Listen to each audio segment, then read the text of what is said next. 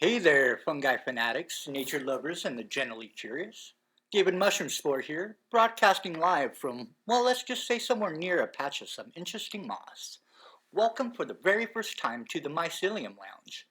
This is the spot where we'll be digging into fascinating, sometimes weird, and always wonderful connections between us humans and the natural world. Expect deep dives into fungi, explorations of ecosystems, chats about the science of well-being through plant medicine, and generally geeking out all about the cool stuff happening right outside your door, and sometimes right under your feet. For our inaugural episode, we're diving deep into something vital, something essential, something we're increasingly missing out on our screen-filled concrete cloud lives. That's good old-fashioned nature. You know, trees, dirt, birdsong, the whole shebang. We talk a lot about healthy eating and exercise, but what about a daily dose of vitamin N? It sounds simple, maybe even a bit fluffy, right? Go outside, feel better. But the science, my friends, the science is fascinating and robust. We're becoming an indoor species, detached from the environments we evolved in. And this nature deficit isn't just making us feel a bit meh, it's linked to real measurable health problems, both physical and mental. So forget the pharmacy for a second. Let's talk about nature's pharmacy. First stop, your heart. Studies are piling up. Many you can find summarized in reviews on databases like PubMD, showing that spending time in green spaces can lower your blood pressure, slow your heart rate, and reduce your risk of cardiovascular disease. A lot of this seems linked to nature's stress-busting effects. Less stress often means lower blood pressure and a calmer heart rate. Plus, green spaces often encourage gentle activity. Think about that. A walk in a park could literally be saving your life. And the benefits don't stop there. Research also links green space exposure to things like lower incidence of type 2 diabetes and even positive pregnancy outcomes like increased birth weight. And it doesn't stop there. Your immune system gets a boost too. Ever hear of forest bathing or shinrin-yoku, as they say in Japan? Research, particularly studies coming out of Japan, have shown it's not just about relaxation. It's about immersing yourself in the forest atmosphere. Turns out, trees release these amazing airborne chemicals called phytoncides. Breathe them in, and your body responds by increasing the number and activity of natural killer cells, your internal ninja warriors, fighting off infections and even tumors. Some studies found these effects lasted for weeks after a forest trip. Seriously, a walk in the forest is like sending your immune system to boot camp. Now, let's move upstairs to the old brain fungus. Feeling stressed or anxious, like your mind is juggling a horde of angry badgers? Nature is the ultimate chill pill. Countless studies show that time in nature significantly lowers stress hormones like cortisol. Your mood lifts. We're talking increases in feelings of joy, calmness, and happiness, and decreases in anxiety, anger, and fatigue. And that pesky rumination where your thoughts just go in circles. Even just looking at nature through a window has measurable benefits. Remember that famous 1984 study by Roger Elric? He found hospital patients recovering from surgery who had a view of trees healed faster and needed less potent pain medication than those staring at a brick wall.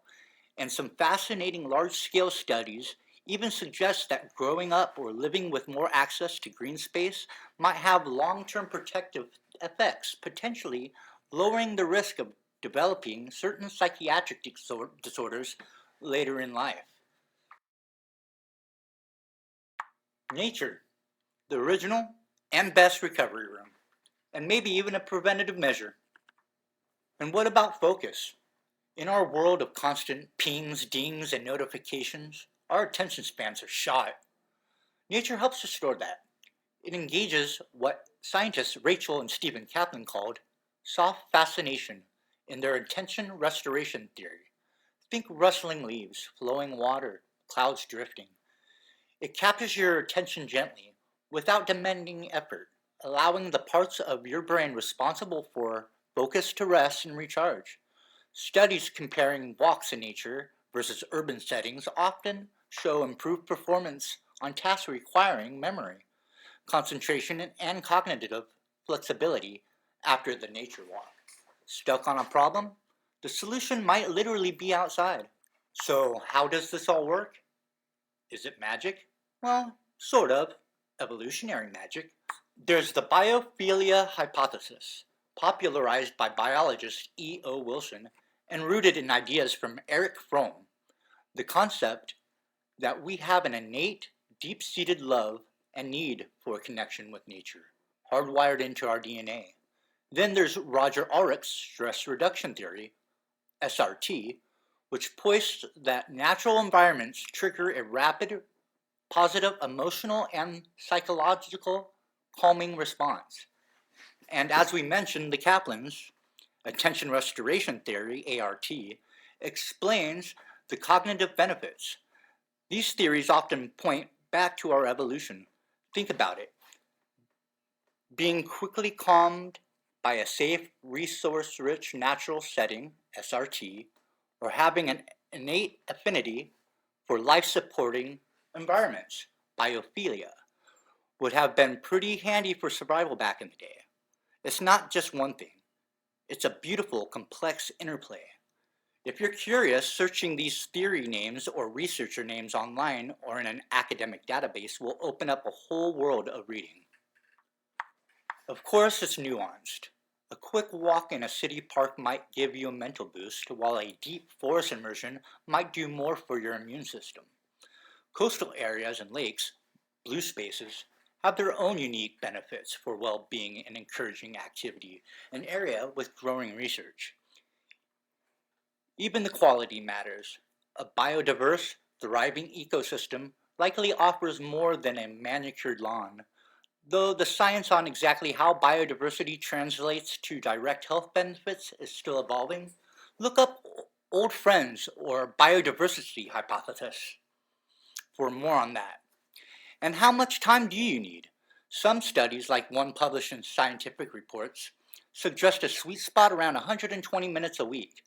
But even short, frequent doses, 10 to 20 minutes daily, make a difference, especially for mental health.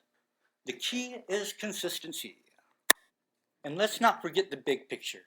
Healthy ecosystems work tirelessly behind the scenes, providing essential service that keeps us alive and well. Trees clean our air by absorbing pollutants like ozone and nitrogen oxides, and their leaves physically trap particulate matter. Wetlands and healthy soils act like nature's water filters, trapping sediments and breaking down pollutants thanks to microbial action, giving us cleaner water. Forests and oceans regulate our climate by soaking up carbon dioxide, and locally, trees and plants cool our cities through shade and evapotranspiration, releasing water vapor, which helps fight the urban heat island effect and reduce heat stress. Organizations like the World Health Organization, WHO, and the Convention on Biological Diversity publish reports on these links. There aren't just nice to-haves, they're fundamental to public health. Protecting nature is protecting ourselves. Here's something you may not know. Access to these benefits isn't equal. Often the communities that could benefit most, particularly those in lower income neighborhoods or underserved areas, have the least access to safe, high-quality green spaces. This is an environmental justice issue, plain and simple. Research highlighted by organizations like the American Public Health Association emphasizes this gap. Thankfully, there are many amazing groups out there working hard to address these disparities, especially right here in Los Angeles. You've got environmental justice groups fighting pollution and advocating for policy change. Groups like the California Environmental Justice Alliance or East Yard Communities for Environmental Justice are doing vital work. Then there are urban greening initiatives like Tree People, getting their hands dirty planting trees, creating community gardens, and even greening schoolyards, often focusing on the underserved areas and getting youth involved. And let's not forget broader community advocacy organizations that empower residents, youth and adults alike, to identify problems, demand improvements, and build power which absolutely include fighting for environmental equity.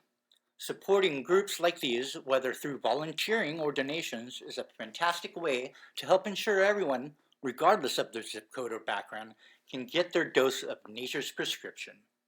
Now, before you think I'm suggesting we all run naked into the wilderness, again, your choice, let's acknowledge some of the downsides. Yes, there's pollen. Check allergy reports. There's poison ivy. You should learn to identify it. Trust me, that stuff sucks. And it's bad. I made the mistake of walking through a patch last year and accidentally, well, let's just say I brushed the wrong spot down there and it wasn't pleasant. Not pleasant at all. Anyways, ticks are carrying Lyme disease. The CDC has a great resource on prevention. Mosquitoes and the occasional grumpy squirrel. We need to be smart. Take precautions. Wear repellent.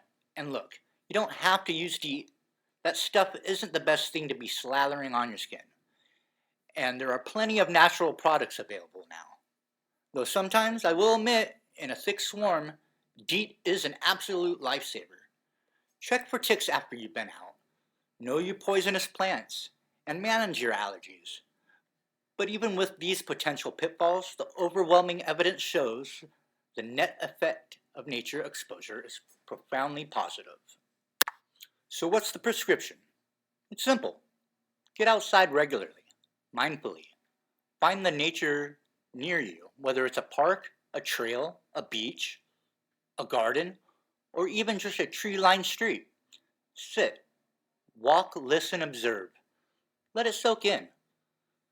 But hey, even if getting out is tough, you can still connect. Try some mindful observation out your window. Really look out at that tree or the clouds. Play recordings of nature sounds, bird songs, rain, waves. They've been shown to benefit too. Bring some nature indoors with houseplants. While they won't purify your air like a forest, they can boost mood. Maybe try a snake plant or a pothos. They're pretty forgiving.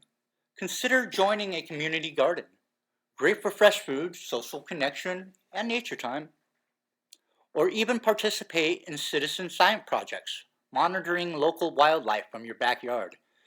Encourage your local leaders to invest in green spaces, especially in undeserved areas. Support conservation efforts because every little bit helps. If you want to dig deeper into the fascinating things we've chatted about today, I highly recommend searching terms like nature exposure health benefits, ecosystem services human health, or the specific theories and researcher names mentioned today on scientific search engines like Google Scholar or PubMed. Check out reports from the WHO or your local public health departments too. And don't worry about scrolling all this down. I'll put a list of helpful links and resources in the podcast description for this episode. Nature isn't just scenery. It's a vital part of our health infrastructure. It's time we treated it that way. If you found this episode helpful or interesting, please consider subscribing to the Mycelium Lounge wherever you get your podcasts. And hey, share it with a friend who might need a little more nature in their life. That's all for this episode. Go find some fascinating fungus, breathe some fresh air, and remember, keep it natural.